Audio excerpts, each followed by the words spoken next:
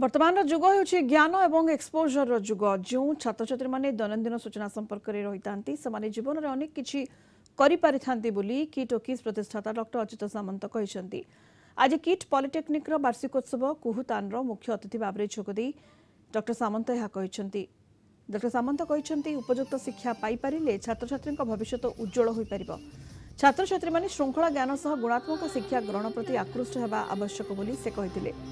अन्यमानक मध्य kit ओ किस संपादक आरएन दास, किट विश्वविद्यालय कुलपति प्रोफेसर शरणजीत सिंह, कुल सचिव प्रोफेसर ज्ञानरंजन महांती और किट पॉलिटेक्निक अध्यक्ष डॉक्टर तन्मय महांती प्रमुख उपस्थित रही छात्र छात्री को उत्साहित करथिले।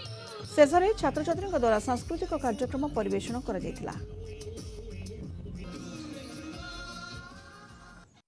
पिलामानंकर एटा तो गोटे विराट बड़ उत्सव, विराट बड़ पर्व। एथि अनेक गुड़े टेक्निकल और कल्चरल इवेंट होता, अनेक पिला पुरस्कृत भी होती।